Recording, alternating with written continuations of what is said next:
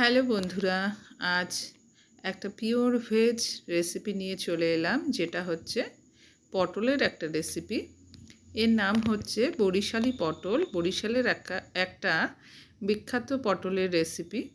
যদি তোমাদের ভালো লাগে তাহলে অবশ্যই আমাকে কমেন্ট করে জানাবে। নতুন পুরনো সকল বন্ধুদেরকে অসংখ্য ধন্যবাদ জানিয়ে শুরু করছি।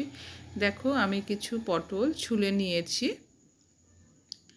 আর হাফ করে কেটে নিয়েছি। এভাবেই আমি রান্নাটা করে নেব। আর যে সমস্ত উপকরণ দরকার, দেখো 2 টেবিল স্পুন পোস্ত আমি বেটে নিয়েছি, আর 5-6খানা কাঁচা লঙ্কা আমি বেটে নিয়েছি, আর 1 টেবিল স্পুন নিয়েছি সর্ষে বাটা, আর কিছু 1 কাপ পরিমাণ আমি নারকেল নিয়েছি, আর কিছুটা কাঁচা লঙ্কা, 4-5টা কাঁচা লঙ্কা চিড়ে নিয়েছি। দেখো, তেল দিয়ে আমি এবার পটলগুলো ভেজে নিচ্ছি। প্রথমে আমি একটু তেলের মধ্যে দিয়ে নেড়েচেড়ে নিলাম। এবার এর মধ্যে আমি পরিমাণ মতো নুন দিয়ে দিলাম, আর দিয়ে দিচ্ছি খুব সামান্য হলুদ। হলুদের পরিমাণটা খুবই কম দিয়েছি, কেননা পটলে হলুদ দিয়ে ভাজলে তেল কালো হয়ে যায়, সেজন্য হলুদের পরিমাণটা আমি খুব কম দিয়েছি। দেখো, নেড়েচেড়ে আমি পটলগুলো বেশ নরম নরম করে কিন্তু ভেজে নেব। দেখো, পটলগুলো আমার ভাজা হয়ে গেছে, বেশ নরম করে কিন্তু আমি ভেজে নিয়েছি, তোমরা দেখেই বুঝতে পারছো। দেখো, তুলে নিয়েছি। এবার পটল ভাজার পর যে তেল ছিল তার মধ্যে আরও কিছুটা আমি সর্ষের তেল দিয়ে দিয়েছি। এরপর এর মধ্যে আমি কিছুটা পরিমাণ কালো জিরে দিয়ে নেড়েচেড়ে নিয়ে এর মধ্যে 5-6খানা যে কাঁচা লঙ্কা আমি বেটে রেখেছিলাম সেই কাঁচা লঙ্কা বাটা দিয়ে দিলাম। এবার ভালো করে একটু নেড়েচেড়ে ভেজে নেব। এরপর আমি এর মধ্যে দিয়ে দিচ্ছি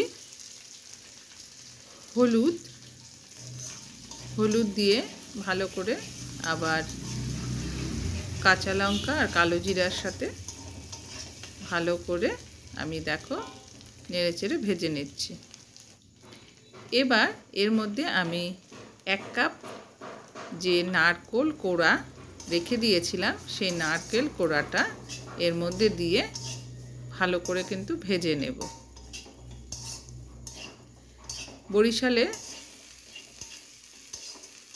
খুব ভালো নারকেল পাওয়া যায়, ওখানে খুব নারকেলটা ভালো হয়, সেই জন্য এই বরিশালি পটলের রেসিপিতে কিন্তু নারকেলের ব্যবহার করা হয়। দেখো, নারকেল দেওয়ার পর আমি মোটামুটি 3-4 মিনিট নেড়েচেড়ে ভালো করে ভেজে নিলাম। এরপর এর মধ্যে দিয়ে দিলাম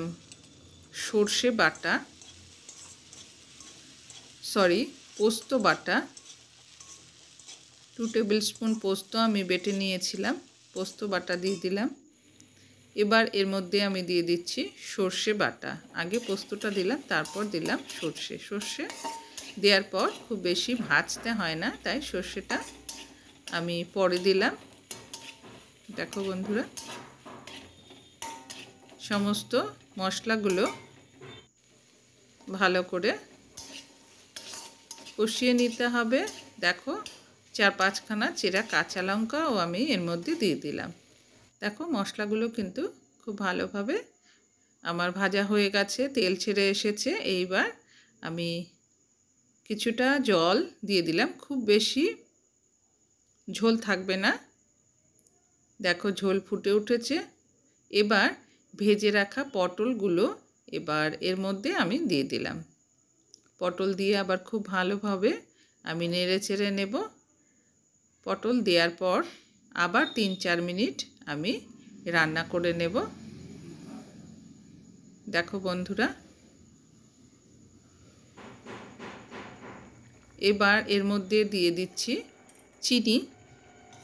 বন্ধুরা, চিনি কিন্তু এই রেসিপিতে দিতে হবে। দেখো, চিনি দিয়ে আমি ভালো করে নেড়েচেড়ে নিলাম।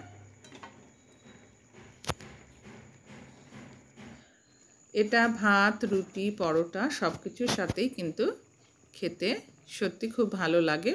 তোমরা তো অনেক রকমভাবেই পটল খেয়ে থাকো, এভাবে একবার ট্রাই করে দেখতে পারো।